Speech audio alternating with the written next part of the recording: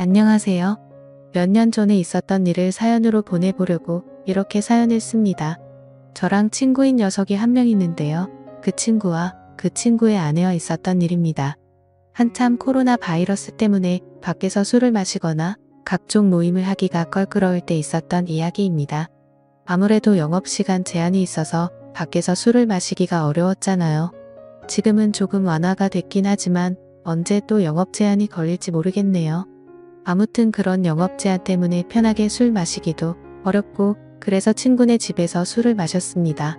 그 친구는 저와 군대 동기에다가 5년 전 전역한 이후에도 꾸준히 연락하고 지낸 매우 가까운 사이입니다.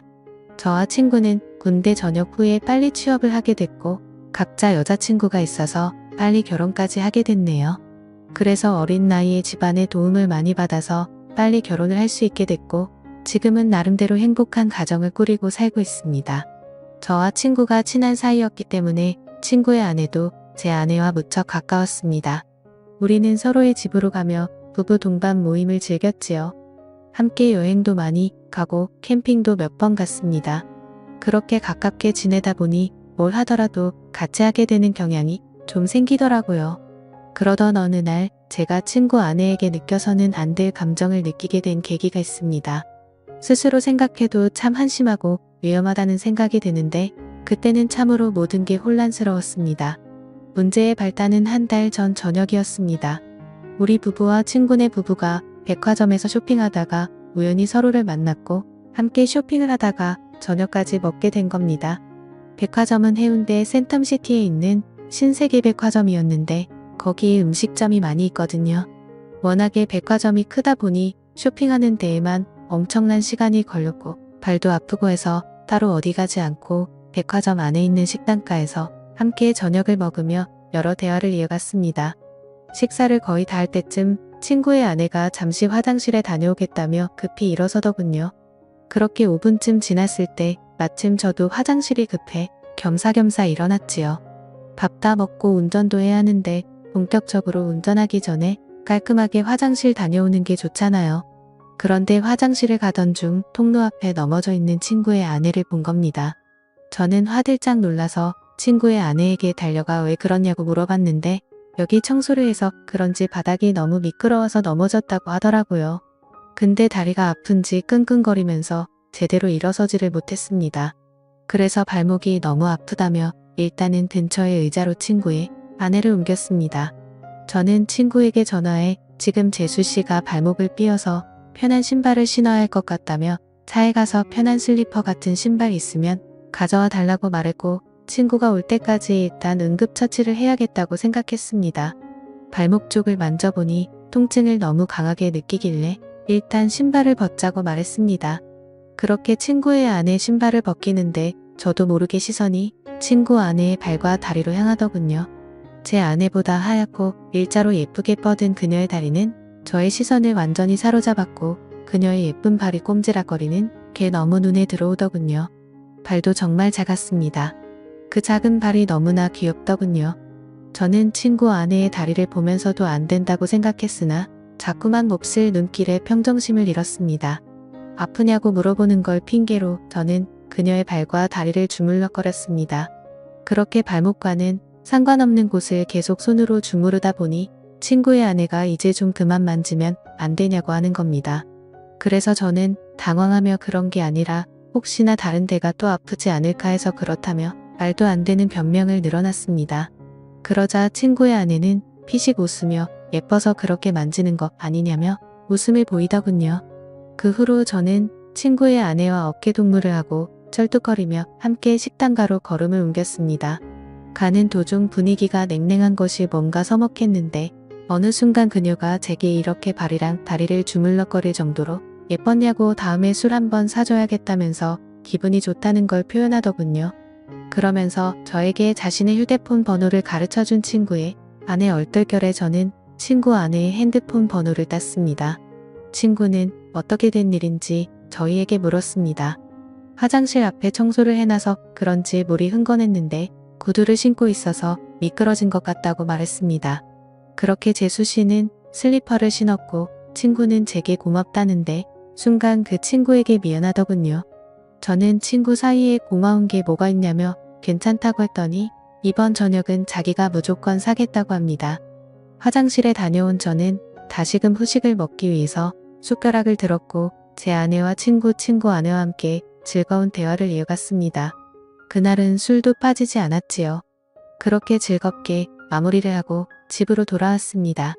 그 뒤로 3일 정도가 지났을 때 이상하게 자꾸 그녀가 생각나서 결국에는 연락을 해봤습니다. 발은 괜찮냐고 병원 안 가봐도 되겠냐면서 그런 시시콜콜한 문자를 주고받았어요. 각자 배우자도 있는 사람들이 이게 뭐하는 짓인가 싶겠지만 무언가 서로를 끌려하고 있다는 게 느껴지는 그런 기류가 있었습니다. 그렇게 우리는 일주일 넘게 배우자 모르게 서로의 연락을 은밀히 주고받았습니다. 어쨌건 그렇게 연락을 좀 하는데 친구 아내가 저에게 매우 적극적이라 혼란스러웠습니다. 문자를 몇 번 주고받지도 않았는데 그 뒤로는 요즘에 뭐 하는지 별일 없는지 시간 있으면 술 한잔 하자는 식으로 여러 번 말을 하는 거예요. 그렇게 친구의 아내를 따로 만났습니다. 이렇게 친구의 아내와 밖에서 따로 만나는 건 확실히 바람피는 기분이 들어서 최대한 그런 느낌을 주지 않으려고 노력했습니다. 아내 얘기를 많이 했고 앞으로 아이 계획도 얘기하면서 최대한 상대방과 거리를 두려고 의도적으로 노력했죠. 그리고 서로의 대화가 한참이던 때 느닷없이 그녀의 발이 저를 건들고 있더라고요. 너무 어이가 없고 이 사실이 믿기지 않더군요. 그녀를 마주보고 대화하던 제 얼굴은 크게 일그러졌고 친구 아내는 저를 보며 도발하는 눈빛을 날렸습니다. 초저녁에 만나서 그렇게 간단하게 자리를 가지려고 했는데 계속 이렇게 하다가는 뭔가 사고를 칠 것만 같아서 저는 급하게 집으로 가야 한다며 집으로 돌아갔습니다. 솔직히 너무 무섭더군요. 그녀는 정말 친구에게는 과분하다는 생각이 들 정도로 아름다운 미녀인데 왜 갑자기 저한테 그렇게 대놓고 도발을 하는지 믿을 수도 없었고 그럼 그녀의 태도를 어떻게 받아들여야 할지 혼란스럽기만 했습니다. 그렇게 안절부절 못하면서 휴대폰만 보고 있었는데 어느새 시간은 12시쯤이 되었고 마음이 심란해서 잠이 오질 않더군요. 그런데 느닷없이 어디선가 전화가 걸려오는 겁니다. 친구 아내였습니다. 저는 전화를 받지 않으려고 했으나 자꾸만 걸려오는 전화에 난감했습니다. 제 아내는 이 아심한 밤에 누구냐며 짜증을 냈고 저는 회사 상사 전화라며 거실로 나와 걸려오는 전화를 속삭이며 받았습니다. 이렇게 늦은 시간에 왜 자꾸 전화하냐고 말했습니다. 그러자 한동안 말이 없던 그녀는 남편이 오늘 급하게 출장 때문에 지방으로 내려간다며 우리 집으로 오라고 하더라고요. 저는 가지 않겠다고 대답하고 전화를 끊었지만 마음이 너무 혼란스러웠습니다. 사실은 미치도록 가고 싶었습니다. 도저히 그녀의 유혹을 떨쳐내기가 쉽지 않더라고요.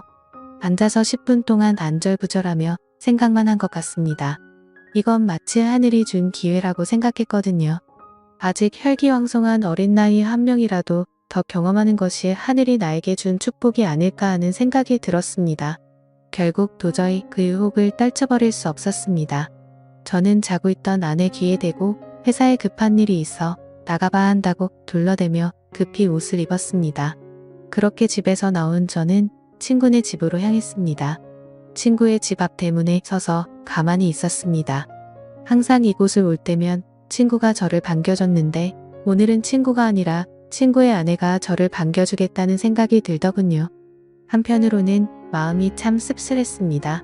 그렇게 집으로 들어가 현관을 지나 거실로 들어서니 촛불이 켜져 있었고 와인까지 준비되어 있었습니다. 그 광경을 보고 저는 정말 두근거리더라고요. 친구의 아내 뒷모습을 보고 그 생각이 들더라고요. 이렇게까지 마음먹고 바람을 피려고 하는 저 여자의 정체가 도대체 뭔지 궁금했습니다. 만반의 준비를 하고 친구의 남편을 꼬시는 여자가 정상이라고 생각이 들지 않았거든요. 저는 일단 경계하는 자세로 그녀와 이야기를 이어나갔습니다. 그녀의 이야기를 들어보니 충격적인 사실을 한 가지 알게 됐습니다. 자기가 지금 이러는 이유는 자신의 남편이 먼저 바람을 폈기 때문이라는데요. 남편은 어느 순간부터 출장을 굉장히 많이 가기 시작했고 그런 남편이 의심스러워서 남편의 휴대폰을 조금씩 봤다고 하더라고요. 근데 남편의 휴대폰에는 직장 동료와 주고받은 연락이 상당히 많았는데 그 중에 몇 명의 후배와 나눈 연락은 느낌이 많이 달랐다고 합니다. 심지어 한 명의 후배와 바람을 피운 게 아니고 여러 명의 여자와 동시에 바람을 피우고 있었던 겁니다. 그러니까 그렇게 출장을 핑계대며 항상 외박을 했던 것이었어요. 그래서 자기도 바람을 필 생각으로 저에게 도발을 했다고 말하더라고요. 그렇게 그녀의 이야기를 한동안 듣던 저는 와인에 취해 친구 아내와 건너서는 안 될 강을 건너게 되었습니다. 이렇게 아름다운 여자와 함께 있다는 게 정말 꿈만 같은 시간이었습니다. 정말이지 행복하더군요. 한참 시간이 지나고 배가 고프다고 했더니 친구 아내는 찬밥밖에 없다며 배달 음식을 시켜주겠다고 했으나 저는 김치가 있다면 그냥 볶아달라고만 했습니다. 음식 투정 부리지 않고 잘 먹는다면서요. 그렇게 저는 친구 아내가 만들어준 볶음밥을 먹는데 음식 솜씨도 얼굴만큼이나 정말 훌륭하더군요. 별거 아닌데도 말이죠. 그날 이후로 그렇게 몇 달이 지나고 여름 휴가를 받게 되는 날이었습니다. 제 친구 녀석은 아니나 다를까 여름 휴가를 받아놓고는 또 장기 출장을 핑계로 누군가와 제주도 여행을 갔더라고요. 그동안 저도 궁금해서 친구에게 이런저런 이야기를 들었는데 저에게 자신의 외도에 대한 이야기를 다 하더라고요.